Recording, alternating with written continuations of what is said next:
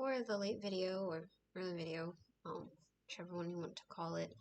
I've not been in the best of health, so it's caused some difficulties, but it's alright. I decided to post it today instead of waiting until the usual time on Thursday or Friday. Today we're going to be watching a video on wolves. I'm surprised because, didn't expect him to do an exclusive. Sometimes he'll do that, but really excited. I've actually been holding off on watching this so that I could watch it with you guys. And as usual, the video will be linked in the description as well as a link to his YouTube channel. Alright, let's see what Casual Geographic's got for us today.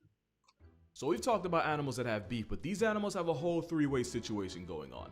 So you might know that ravens and wolves have a business arrangement where ravens will lead them to food whether it's fresh kills or prey, and in return the ravens get to eat the wolves' leftovers. Not only that, but it seems like the ravens will also form relationships with individual wolves in a pack and will even be seen playing with wolf pups. And that's where the coyotes come in. Coyotes are opportunists that can hunt, but they'll also try to score a free meal whenever they get the chance.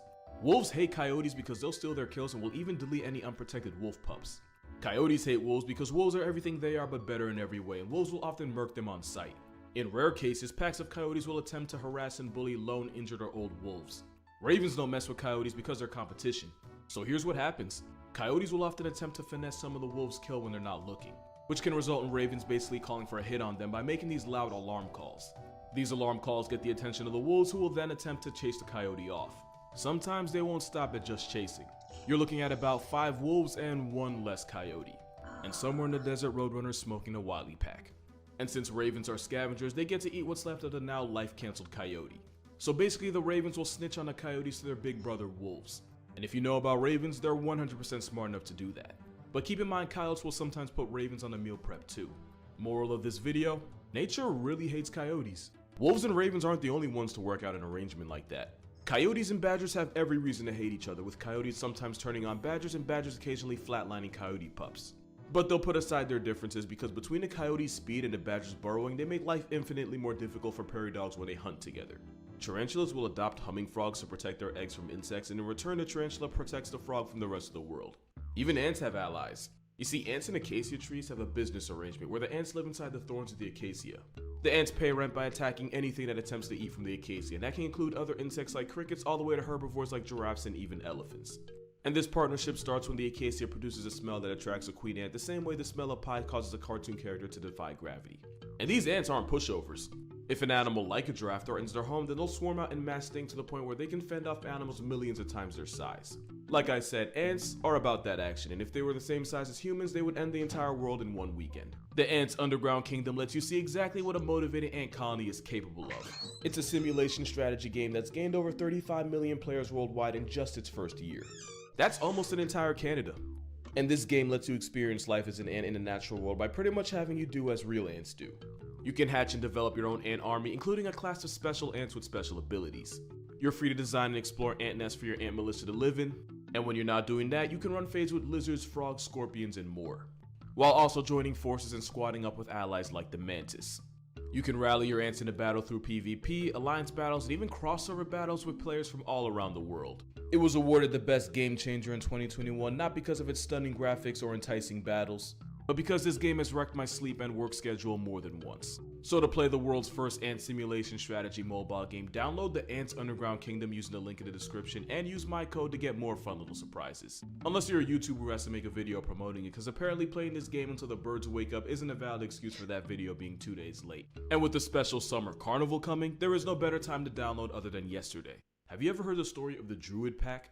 If not, pause this video, get you some food, get comfortable, because this is a whole movie. The Druids were a famous wolf pack that pretty much dominated over in Yellowstone. At one point, the pack was 37 wolves strong, and yeah, that's a lot of wolves. At the time, it was one of the largest wolf packs ever recorded. The Druid Pack were the rulers of Lamar Valley in Yellowstone, which was one of the most valuable hunting grounds in the entire area. Thanks to the thousands of elk that would pass through Lamar each year, and as a top pack, the Druids got full control of all that real estate. There was also a coyote couple that would scavenge the wolves' leftovers, and the wolves for the most part would tolerate them as long as they weren't too pressed for food. Remember them, they're going to be important later. So for years the Druid Pack would live comfortably off the elk they'd catch as the dominant predators in Lamar Valley. But in life, and especially in the wild, one thing is definitely true. Nothing worth having is easy to keep. Remember when I said there was 37 of them at one point? Well, 2 years later, the Druid pack got hit with a severe disease that did a number on them, severely weakening the adults and even murking some of the pups. But everything changed when the Slough pack attacked. The Sloughs were their rivals, named after the Slough Creek where they originated from. And as the Druids lost members and got weakened by disease, the Sloughs slowly but surely started moving onto their home territory. That escalated to the point where one of the adult female Druids got jumped and turned into a chalk outline by some Sloughs. Later on, another female got erased, and after a winter where no pups survived, the once dominant Druid pack suffered severe layoffs.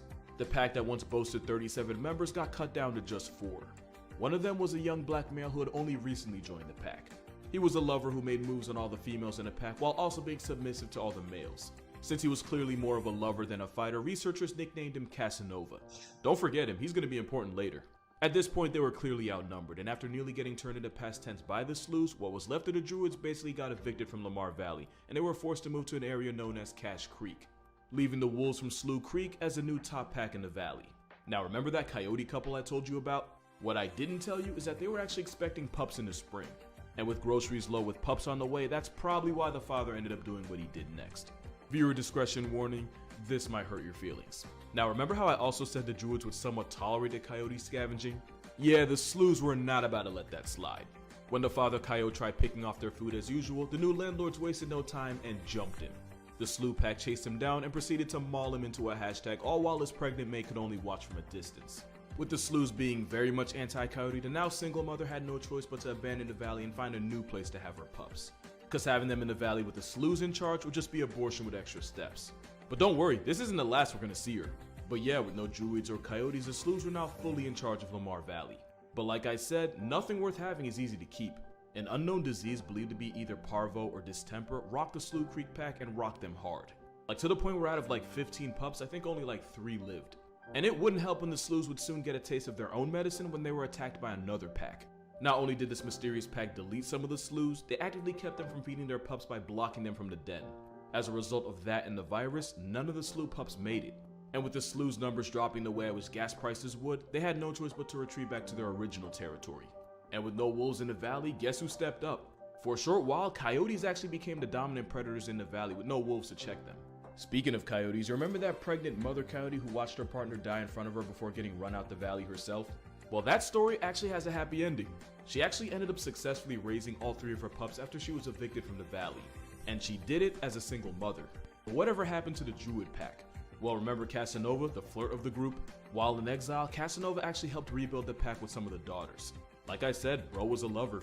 And since they were forced out the valley, that means they didn't get hit with the same disease that rocked the Sloughs. With the Druids strong again and the Sloughs now hanging by a thread, the Druids returned to take back the valley, led by Casanova. Battered and beaten, the Sloughs didn't even put up a fight, they just left. Allowing it to all come full circle as the Druid pack reclaimed the valley they had lost, with the help of newcomer Casanova. So long story short, Lion King with wolves. Long live the Druids. I went to a wolf farm this weekend, so naturally here's some facts about wolves. They're born with blue eyes that become some shade of yellow after a couple months. Wolves are born blind and deaf and are Helen Keller to the world around them for the first 2 weeks. There is no such thing as an alpha wolf, since a wolf pack is really just 2 mating wolves and a couple generations of their children. And despite what we used to think, the older siblings will actually look after and defend the babies of the pack. Here you got a father wolf and a couple of his oldest children distracting a black bear and leading it away from a den to protect the pups inside. Since more pups means more mouths to feed, the parents will actively knock block their own children to keep their babies from making more babies. Wolves will howl to mark their territory, but they can also change the pitch of their howl to make it sound like there's more of them than there really are. This way, 2 or 3 wolves can really sound like 10, which can scare off a predator or another pack. This is Thor. I like Thor. When resources are high, wolf packs will sometimes temporarily join together. In 2011, a super pack of 400 wolves ran through Russia and allegedly murked 30 horses in only 4 days. There's never been a case of a healthy wolf murking a human in North America. Like ever. You're more likely to get crossed off the census by a squirrel. Also, I went to Howling Wolves Farm in New Jersey. No sponsor, I just love them that much. Oh yeah, coy wolves are a thing, they're taking over, and that could be a problem. Now normally coyotes and wolves hate each other with every kind of prejudice.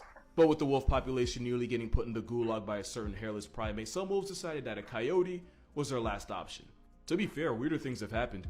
Just ask the Growler Bears. This wolf-coyote collab resulted in a candid with both parents' DNA, which is why we now have coy wolves. And most coy wolves have some dog in them, and that I can't even explain. Now here's why it could be a problem. Wolves are fluffy tanks, but they're naturally afraid of people. Coyotes are born giving less of a but they're not really big enough to really be a threat unless you're like somebody's cat. Mixing them together is like playing Jurassic Park with puppies. So what you have now is an animal that isn't as afraid of people as wolves and can live around people while also being bigger than a normal coyote. To be fair, they're not really that dangerous to people and would still rather avoid you than fight you. Your pets are a different story with a worse ending. But in their defense, the only reason they exist is because we drained the wolves' dating pool to the point where they had to start piping coyotes. One thing about nature, she bites back. Don't act like you didn't hear me. Yes, grizzly bears are real, they're coming, and they might just be getting started. And yeah, it's exactly what it sounds like. Grizzlies and polar bears piping each other and producing a growler bear. Or a pizzly, it depends. Basically, if the father's a grizzly bear and the mother's a polar bear, then you'd call the cub a growler bear. But if the daddy's a polar bear, then you'd call it a pizzly. And just like with the coy wolf in America, this one's on us too. Basically, as temperatures keep rising, grizzly bears keep wandering further up north. At the same time, polar bears have to travel further south for groceries since the sea ice to depend on to hunt seals is becoming just sea. So as the two bears end up in each other's area codes, the more they collab and create these hybrids. Now this hybrid is usually bigger than a grizzly, but smaller than a polar bear. And despite being a hybrid, it seems these mixed bears act more like polar bears. Yeah, that might not be a good thing. Now normally grizzlies and polar bears are on sight with each other, like to the point where one might attempt to eat the other. But just like how coyotes and wolves hooked up and created the coy wolf, again because of us, grizzlies and polar bears might end up making a whole new bear. We effed around and now we finna find out. We've all had this question at one point, and if you say you haven't, you're a liar. That question being, if we weren't here, what animal would run the world? You know what? This might be a hot take, but I really think we are one Thanos snap away from seeing crows in a driver's seat. Crows, ravens, corvids in general, they're all too smart for anyone else's good, and one day they're gonna turn on us, and it's gonna be bad. I'm not gonna talk about the fact that ravens are low-key domesticating wolves the same way we did, or that crows have the intelligence and a problem-solving ability of a 7-year-old. And you probably already know that crows are smart enough to drop nuts on crosswalks, pause, let a car run over it, and then wait for the walk sign to go claim their prize. Not only are crows smart enough to use tools, some scientists say the Caledonian crow has entered its own stone age. And while crows can't recognize their own reflection, they do understand how mirrors work. Basically, in an experiment, crows were able to find an object not in their direct line of sight by using its reflection in a nearby mirror. Not only can crows and ravens remember faces for years, but they'll go on to teach their kids not to mess with you. Both ravens and crows can hold grudges, especially if they feel like they've been wronged. When a crow sees another dead crow, it'll call out to its other crow bros and they'll investigate the cause of its death to make sure the area is still safe for them. They're even smart enough to have self-control. In another experiment, crows were willing to deny a piece of food if doing so meant they got a bigger reward down the line. And I'm just realizing this, but that also means crows and ravens can plan for the future. Yeah, that's not normal. And we've already seen what happens when crows turn on people. Crows in Tokyo have gotten bold enough to straight up attack people for food, for territory, or just for the sport of it. They'll even go as far as to purposely take aim and drop deuces on people. Those same Tokyo crows have memorized the garbage schedules of different parts of the city, so when crows pull up, it's not by accident. There's a reason why Rick chose crows. One day we're gonna get real life Hitchcocked and it's not gonna be good. I just realized something kind of interesting. We all know parrots can talk, it's not exactly groundbreaking. But way less people know that ravens can do the exact same thing and probably do it better. Like other corvids, ravens can mimic a bunch of sounds, including human speech, and are more likely to do it when they're in constant close contact with people. You don't even need to listen to me talk, just listen to the raven. So ravens are excellent at mimicking sounds they hear. Mischief, can you say hello? Hello. Good. He does all sorts of voices. Can you say hi? Hi. Good job. What's up? What's up with you? What's up? Not much. What's up? Who's your good bird? What's up? You alright? You alright? You alright? I'm alright. You alright? You alright? I wonder how many people got put in mental hospitals because nobody would believe the voices in their heads were actually a bird. Matter of fact, at one point that would probably get you a lobotomy. Okay, so I was not ready. I was definitely not ready for most of that. The animals fighting. That bothered me. I will admit, I am not an individual who likes to see animals in pain, so the imagery was